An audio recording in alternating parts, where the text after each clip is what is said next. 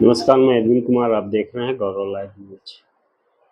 प्रधानमंत्री नरेंद्र मोदी जी ने कहा है कि महिलाओं के खिलाफ अत्याचार अक्षम्य पाप है और इस पाप को जो है कतई भी बर्दाश्त नहीं किया जाएगा। उन्होंने देश के सभी स्टेट के सीएम को ये कहा है कि इस तरह की जो वारदातें होती है कतई बर्दाश्त नहीं की जाएंगी और इस पे जो है कड़ी से कड़ी सजा दी जाएगी। लेकिन अगर बात शेड्यूल कास्ट शेड्यूल टाइप की होती है तब वहाँ जो है इस देश के प्रधानमंत्री और इस देश के जो अ, सरकारी संस्थाओं में बैठे हुए उच्च कर्मचारी हैं उनकी जो मानसिकता है वो बदल जाती है।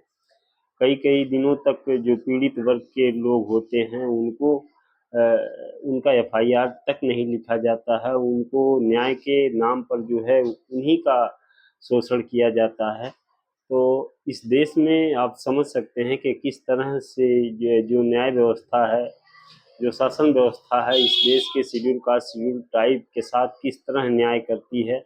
क्या इस तरह का न्याय पूरे दुनिया में कहीं भी होता है कि व्यक्ति उसका जो है उसकी जाति देखकर उसके साथ न्याय किया जाए।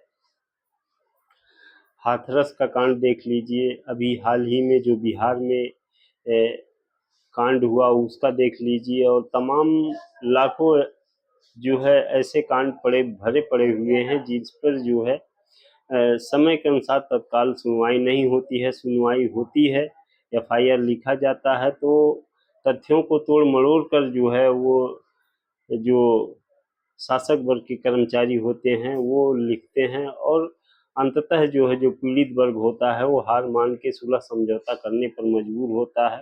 इस देश में रोज शेड्यूल कास्ट शेड्यूल टाइप के ऊपर जानलेवा हमला हो रहे हैं, बलात्कार जैसी घटनाएं हो रही हैं। लेकिन जरूरी जो जरूरी एक्शन है उसको समय पर नहीं लिया जाता है। इसका सबसे बड़ा जो कारण है इस देश में शेड्यूल कास्ट शेड्यूल ट्राइब के जो बहुजन समाज के जो नेता हैं वह है बहुजन समाज के जो नेता हैं वो उनका जो निजी स्वार्थ होता है, निजी स्वार्थ की वजह से शेड्यूल कास्ट शेड्यूल टाइप के ऊपर अन्याय अत्याचार हो रहे हैं। अगर शेड्यूल कास्ट के जो नेता हैं पूरे देश में एक होकर आवाज उठाना शुरू कर दें तो इस देश में काफी हद तक शेड्यूल कास्ट शेड्यूल टाइप के ऊपर अन्याय अत्याचार होना कम हो जाएंगे। लेकिन ये नेता सिर्फ अपने स्वार्थ के लिए ही काम कर रहे हैं, ना कि वो समाज के लिए। नाम तो समाज का लेते हैं लेकिन वो सिर्फ अपनी झोली भरने का काम कर रहे हैं।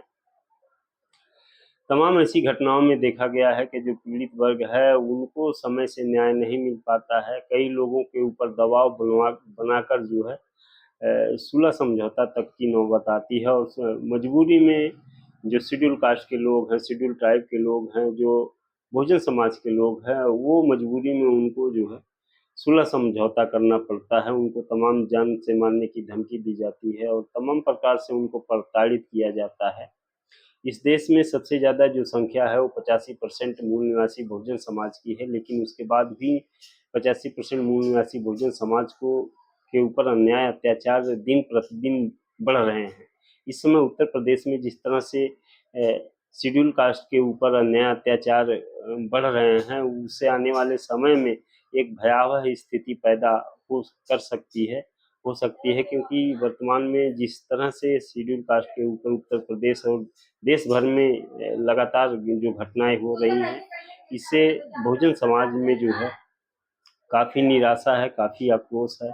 लोग जो आम जनमानस है schedule caste schedule type Bahujan Samaj के जो लोग हैं उनका ये मानना है कि जो बहुजन समाज के नेता हैं वो जिस तरह से अपनी आवाज़ को उठानी चाहिए, समाज की आवाज़ को उठानी चाहिए, वो समाज की आवाज़ को नहीं उठा पा रहे हैं जिसकी वजह से चंद मुट्ठी भर लोग जो है 85% बहुजन समाज के ऊपर अन्याय अत्याचार करते जा रहे हैं। महंगाई की मार झेलते हुए क्योंकि 85% बहुजन समाज के पास जो है काफ़ी संसाधनों की कमी है और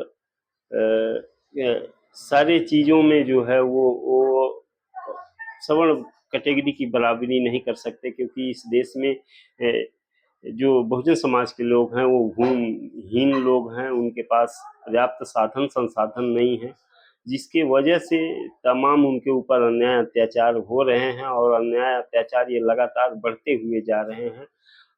वहीं जो बहुजन समाज के नेता हैं वो जमीनी स्तर पे उनकी जो सोच है बहुजन समाज के प्रति वो निहायत ही जो है छलने वाली सोच है, समाज को छलने वाली सोच है। समाज को जो है, नाम तो बहुजन समाज के नेता लेते हैं कि हम बहुजन समाज के लिए काम कर रहे हैं,